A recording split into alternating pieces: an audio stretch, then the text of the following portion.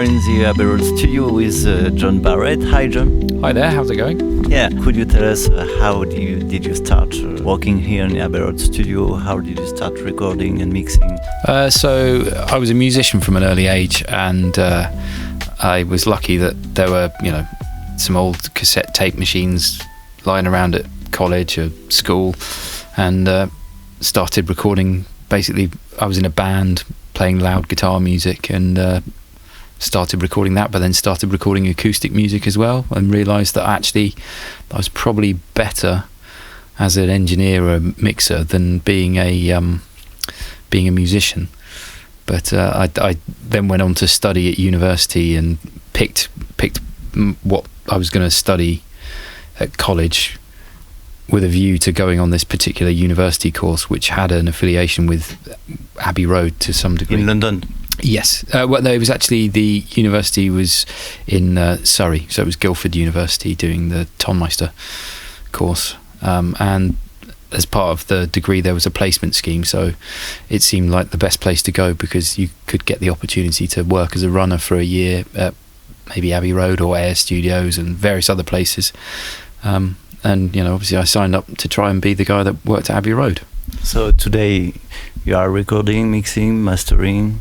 I don't master as much because that's generally, we've got a separate mastering department, so it's better to have a designated person who's experienced in a room, the same room, because, as you can imagine, as a recording engineer or a mixer, you might, less so these days with mixing, because most sort of top mixers have their own rooms that they kind of work in on a regular basis, but from a recording point of view, you end up working in the control room that you kind of is bolted onto the room you're recording in, so you might not know the room quite as well, or definitely won't know it as well as a mastering engineer who's been in that room for up to 30 years, I guess.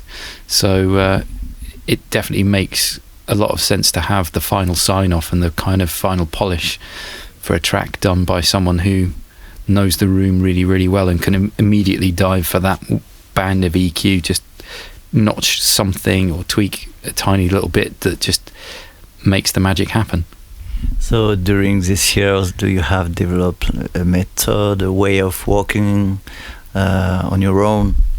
Well, I've been really, really fortunate that because the path to being an engineer at Abbey Road is a very long path.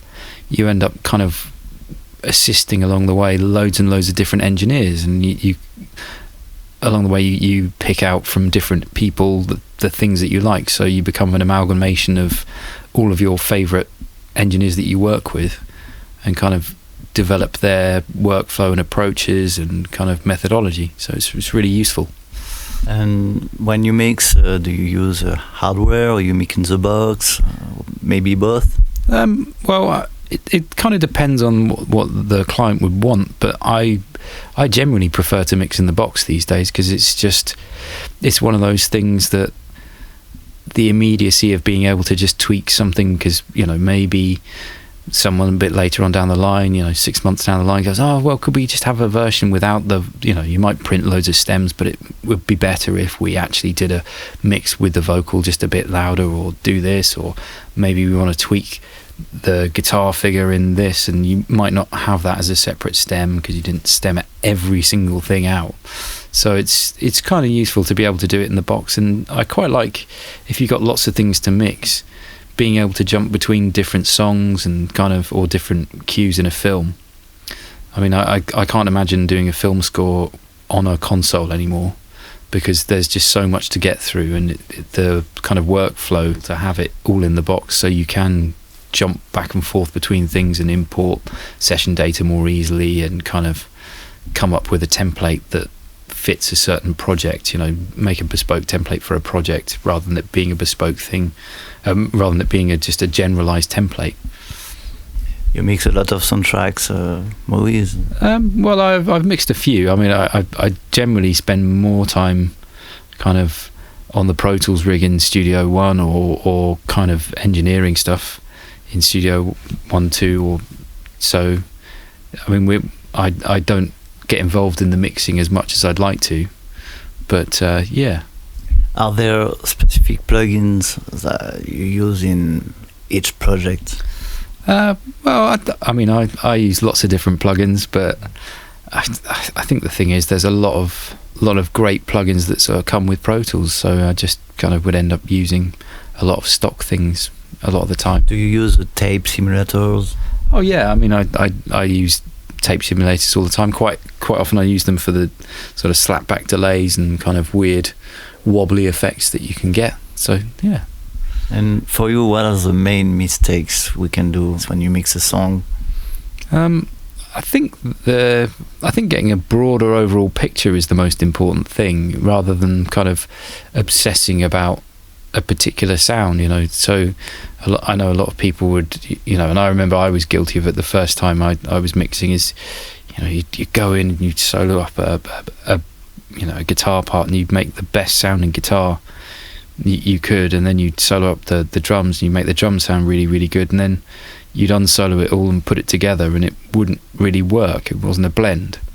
And actually, you know, you've got to remember that it all has to sort of coexist. So whatever you have to do to make it sound good together is kind of the most important thing. And quite often, if you do a rock and roll record or a pop track and you solo up the stems at the end of it that you printed, it's kind of horrifying how things turn out, but in the mix it sounds good. And during these years, did you learn something special in Abbey Road? I think that the most special thing I've learned at Abbey Road is that it's just learning. You're constantly learning things.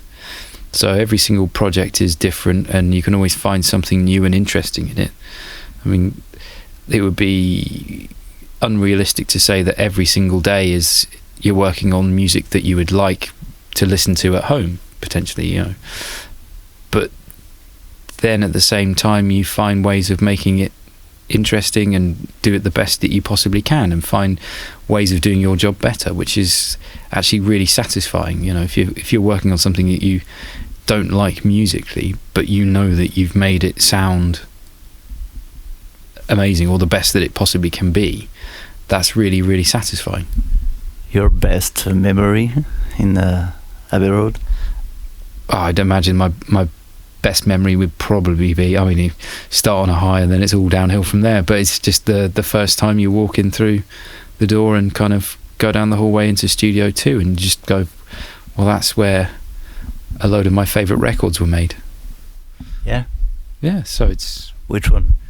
Oh, well, you know, not necessarily my favourite record, but, you know, obviously there were a certain, you know, group of 4 lads from Liverpool that had a huge influence on my sort of musical upbringing, and being in the room where they did most of their stuff was pretty impressive, and it felt like a bit of a magical place to be. And, you know, the great thing is all these years later it still does. For someone, a young sound engineer who is dreaming to work in Abbey Road, is it still possible today? Oh yeah, I mean, obviously we're still working all the time, and, you know, we need people all the time, and, you know, there's a turnover of people. Obviously it's slightly different to most places, because when you start here you don't want to leave, because, you know, where else are you going to go if you work in the best studio in the world?